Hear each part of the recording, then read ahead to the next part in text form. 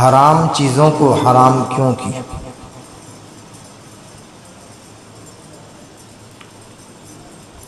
تو قرآن کریم کے اندر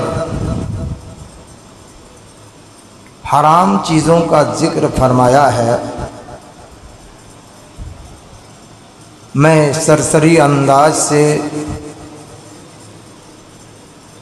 مختصراً گنا دیتا ہوں۔ مردار، خون، سور کا گوشت اور وہ جانور جو غیر اللہ کے نام پر ذبح کیا گیا ہو، ناحق قتل کرنا، بدکاری، سود، شراب نوشی، جوا کھیلنا، والدین کی نافرمانی،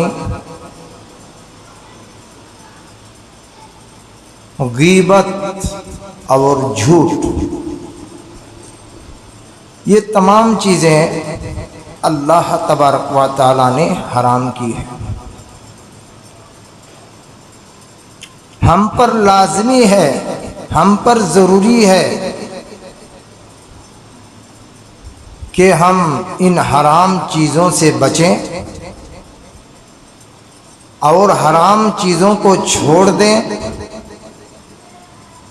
ان حرام چیزوں کے قریب تک نہ جائیں، کیونکہ ان کی حرمت کی دلیل قرآن و حدیث سے ثابت ہے۔ جو ان حرام چیزوں پر ملوث ہوگا، ان حرام کاموں کو انجام دے گا، وہ سزا کے مستحق ہوگا، پکڑ ہوگی، گرفت ہوگی اور اس کا ٹھکانہ جہنم ہوگا۔ ان کے منکر کافر ہوگا، انکار کرنے والا، ان چیزوں کا انکار کرنے والا وہ کافر ہوگا، اور جو جان بوجھ کر کہ یہ چیزیں حرام ہیں باوجود اس کے وہ اس کے ارتکاب میں ہے تو فاسق اور فاجر ہوگا۔ برادران اسلام، اللہ تبارک و تعالیٰ نے ان چیزوں کو حرام کیوں کیا ہے؟ ان کے اندر بہت ساری خرابیاں ہیں، غلیظیاں ہیں اور ناپاکیاں ہیں۔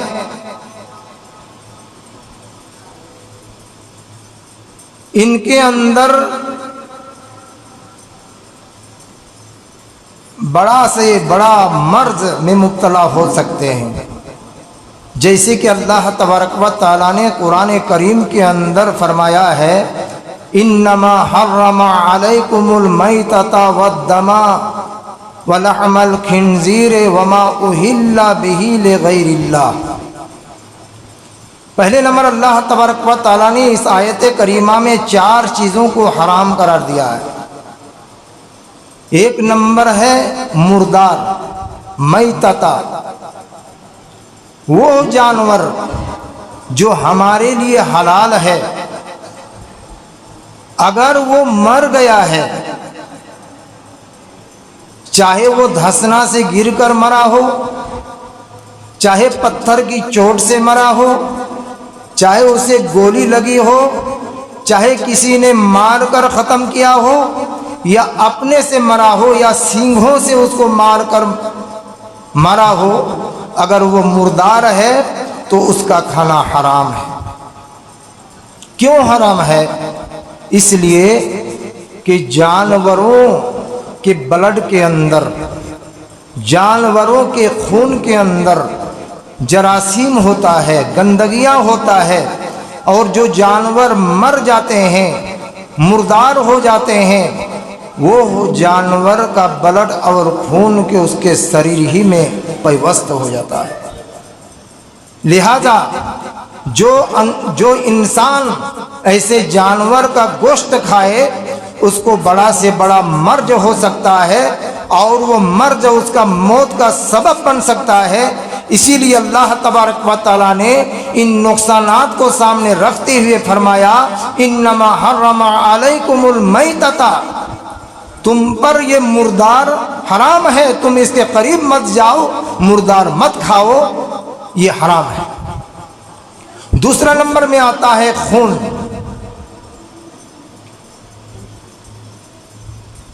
جانور کا خون، جاری خون، بہتا ہوا خون، جیسے ذبح کیے اور خون نکلا۔ دو طرح کا خون ہوتا ہے، ایک ذبح کرنے کے بعد گوشت میں ملوث ہو کر رہ جاتا ہے، پیوست ہو کر رہ جاتا ہے، اور ایک خون ہوتا ہے کہ ذبح کرنے کے بعد وہ خون نکل جاتا ہے، تو یہ جاری خون او دمن مسفوحا، اللہ تبارک و تعالیٰ نے فرمایا ہے کہ بہنے والا خون یہ حرام ہے۔ کچھ لوگوں کو میں اپنی آنکھوں سے مشاہدہ کیا ہوں کہ جب جانور کو ذبح کرتے ہیں تو کسی برتن سے اس بلڈ کو، اس خون کو رکھتے ہیں، اور اس خون کو پہاڑیا لوگوں کے پاس، آدیواسی لوگوں کے پاس وہ بیچ دیتا ہے۔ جو چیزیں حرام ہے اس کا کاروبار کرنا بھی حرام ہے۔ جو چیزیں، جن چیزوں کو اللہ تبارک و تعالیٰ نے حرام قرار دیا ہے، آپ خود کھائیں یا دوسرے کو کھلائیں، کسی بھی ناحیت سے جائز نہیں ہے میرے دوستوں۔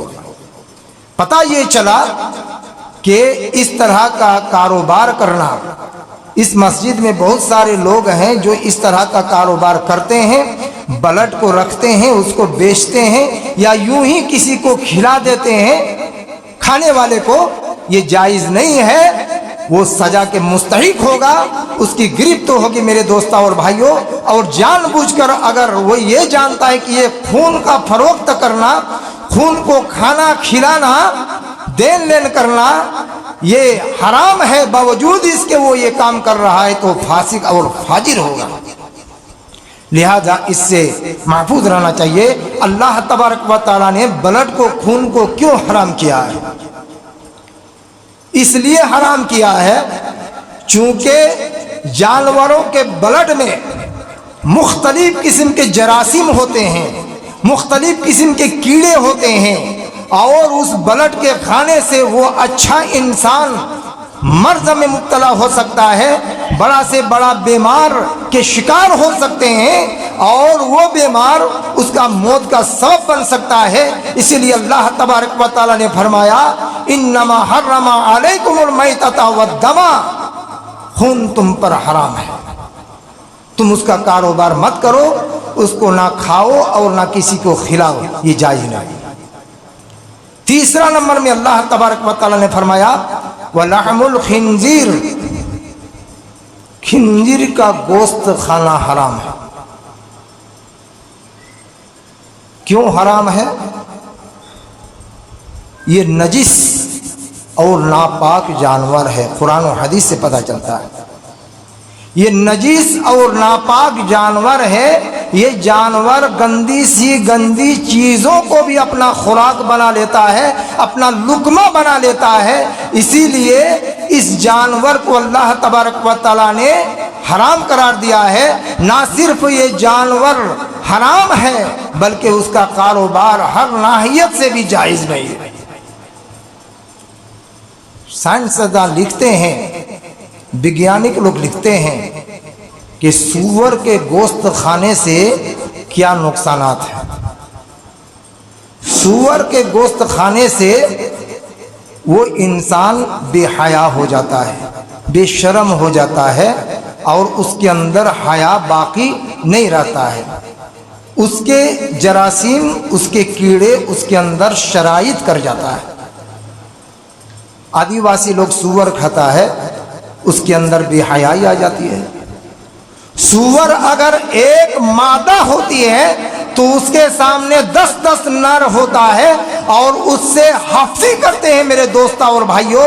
वही जरासीम इंसान के अंदर भी जो सूअर के गोश्तों को खाता है उसके अंदर उसके जरासीम सराइत कर जाता है और उसके जिसकी वजह से वो इंसान भी बेहया और बेशर्म हो जाते हैं। हम अपने समाज में देखते हैं, गांव मोहल्ले में देखते हैं कि कुछ तबके के लोग हैं जो सूअर और खंजीर का गोश्त खाता है, उसके अंदर हया बाकी नहीं रहती है, शर्म बाकी नहीं रहती है। और मेरे मोहतरम बुजुर्गों, दोस्त भाइयों, उसके शाने से शाना मिला कर चलते हैं, सीने से सीना मिला कर चलते हैं, खुद नाचते हैं और उसको नचवाते भी हैं। कौन किसकी बीवी है, कौन किसकी बेटी है, कौन किसकी बहन है, कोई परवाह नहीं होता है।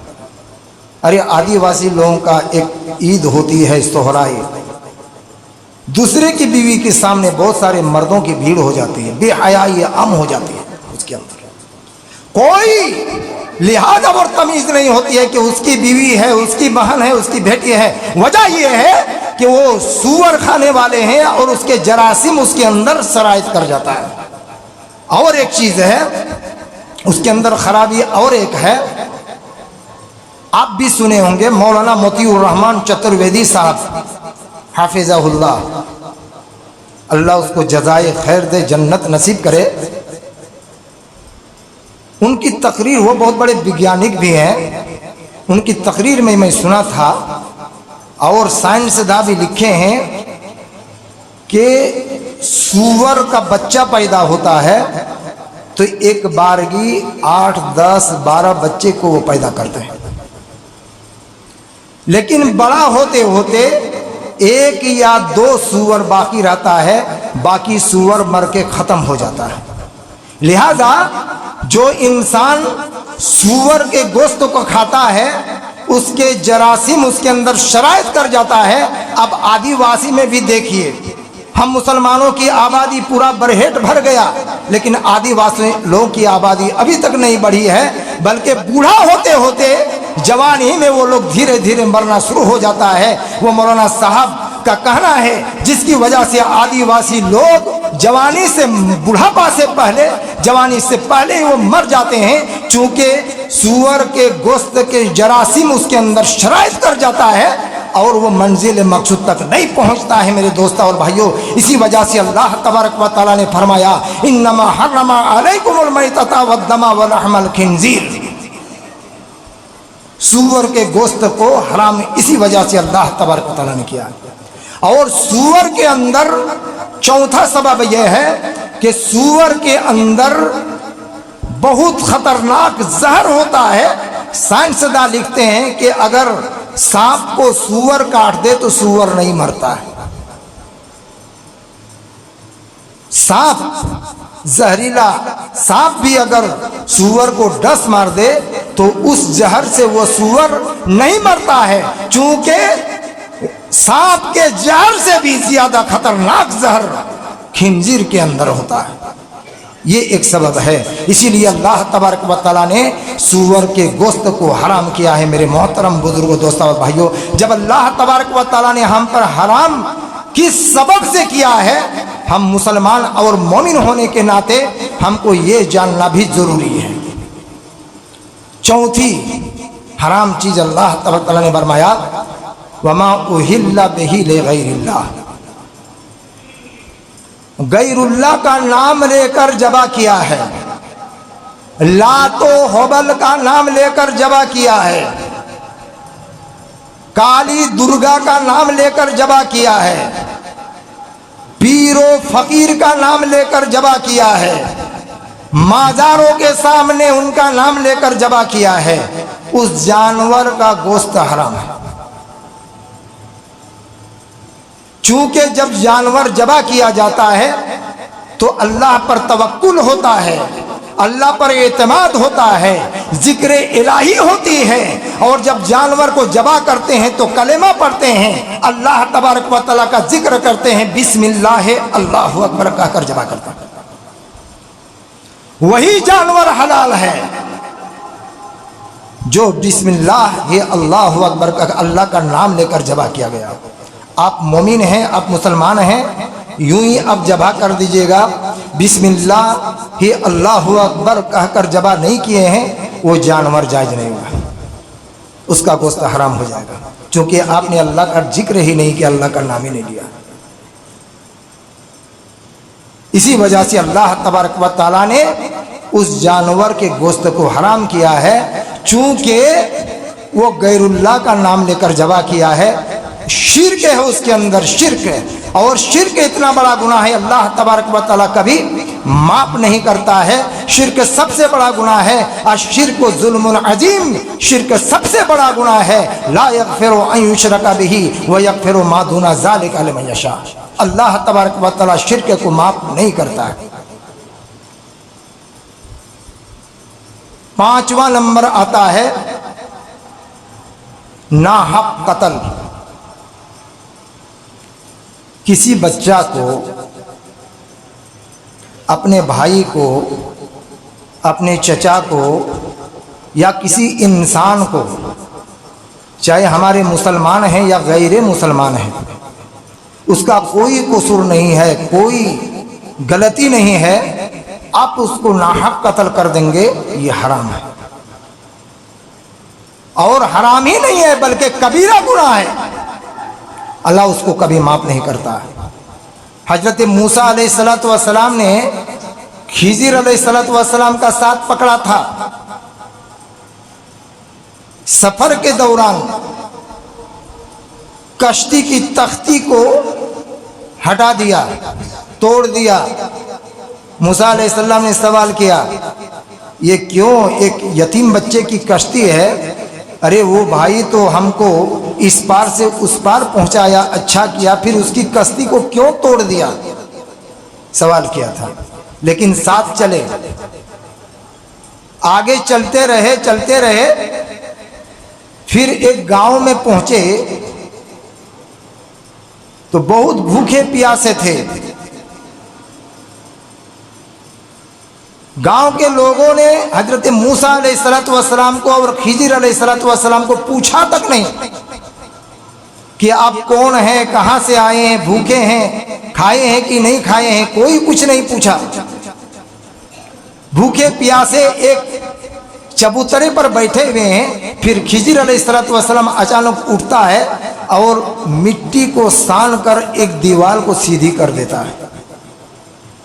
मूसा अलैहिस्सलाम ने सवाल किया कि अजीब इंसान है आप, अरे गांव के लोगों ने हम लोगों को पूछा तक नहीं है, भूखे प्यासे बैठे हुए हैं, आप उनके दीवार को मुरम्मत कर देते हैं। कुछ भी जवाब नहीं दिया। फिर एक गांव में पहुंचे तो खिज़िर अलैहिस्सलातु वस्सलाम कई बच्चे खेल रहे हैं, कई बच्चा आपस में खेल रहा है। खिज़िर अलैहिस्सलातु वस्सलाम ने एक बच्चा को पकड़ा और कत्ल कर दिया।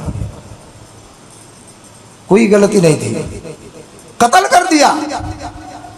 हजरत मूसा अलैहिस्सलातु वस्सलाम ने कहा कि अब आपसे मैं नहीं जा सकता। अरे इस बच्चा ने कौन सी गलती की, क्या गुनाह किया, नाहक अपने कत्ल कर दिया।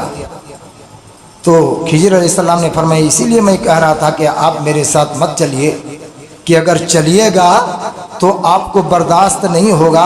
मामला जो भी हो, खिज़िर अलैहिस्सलातु वस्सलाम ने कत्ल किया, मूसा ने उसका साथ छोड़ दिया।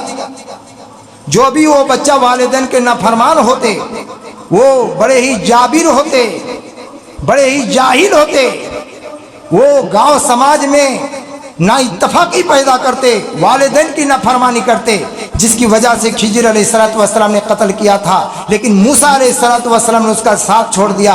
कहने का मतलब ये है कि ये वो चीज़ वहाँ की नहीं है, लेकिन नाहक अगर किसी को कत्ल करेंगे बगैर कसूर के तो ये गुनाह है, गुनाह अजीम है, कबीरा गुनाह है। अल्लाह तबारक व तआला इसको कभी माफ़ नहीं करेगा। मेरे दोस्त और भाइयों, ये तमाम चीज़ों को अल्लाह तबारक व तआला ने हराम करार दिया है, और ख़ास तौर पर मैता को, मुर्दार को इसलिए हराम करार दिया अल्लाह तबारक व तआला ने, चूँकि मक्का में कुफ्फार अपनी तरफ से बहुत से जानवरों को हराम करार कर रखा था। बहुत सारे जानवर को, जैसे कुछ जानवर हैं ऊँटनियों में और दीगर जानवरों में, उसको भी हराम करके रखा था, बुहैरा वगैरह। तो अल्लाह तबारक व तआला ने आयत नाजिल करके बतला दिया कि सब जानवर हराम नहीं है, बल्कि फरमाया इन्नमा हर्रमा अलैकुमुल मैतता वद्दमा वल अमल खिंजीर वमा उहिल्ला बिही लिगैरिल्लाह। ये तमाम चीज़ें हराम है, लेकिन मजबूरी में, अगर कोई मजबूरी है तो उन हराम चीज़ों को भी आप खा सकते हैं। फमनिस्तुर्रा गैरा बागिन वला आदिन फला इस्मा अलैह। इससे मतलब क्या है कि अगर मजबूरी है, जैसे आप बहुत भूखे हैं, आपके सामने हलाल चीज़ें नहीं हैं, आप अगर नहीं खाएंगे तो आप मर जाएंगे, तो जान को बचाने के लिए उतना खाइए जितने से आप बच सकते हैं। जान को बचाने के लिए उस हराम चीज़ को भी आप खा सकते हैं, ये मजबूरी है। फमनिस्तुर्रा गैरा बागिन से मतलब ये है। दूसरा है कि कोई दुश्मन आपको पकड़ा है जो मजबूर कर रहा है कि खिंजीर का गोश्त खाना ही पड़ेगा, नहीं खाइएगा तो आपको कत्ल कर देंगे, आपको हलाक कर देंगे, आपको मार देंगे। तो उस जगह उतना ही खाइए जितना से आपकी जान बच सकती है। जान को बचाने के लिए हराम चीज़ों को भी खा सकते हैं। आखिर में अल्लाह ने फरमाया इन्नल्लाह अला कुल्लि शै इन्नल्लाह गफूरुर रहीम। अल्लाह तबारक व तआला माफ़ करने वाला मेहरबान है। अगर आप हराम चीज़ों को मजबूरी में खाए हैं तो अल्लाह तबारक व तआला माफ़ करने वाला है, अल्लाह आपके गुनाहों को माफ़ कर देगा। फमनिस्तुर्रा गैरा बागिन से मतलब ये है। तो मेरे मोहतरम बुजुर्गों, दोस्तों और भाइयों, इन तमाम चीज़ों से हमको परहेज़ करना है। हराम चीज़ों से, हराम कामों से, हराम बातों से, हराम कार करतूत से हमको दूर रहना है, हमको बचना लाजमी और ज़रूरी है। अगर हम जानबूझकर हराम कारी करते हैं, हराम चीज़ों, हराम काम को अंजाम देते हैं, तो अल्लाह तबारक व तआला के यहाँ हम सज़ा के मुस्तहिक होंगे और ठिकाना जहन्नम होगा। बाकी हराम चीज़ों के बारे में इंशाअल्लाह अगला जुमा बताया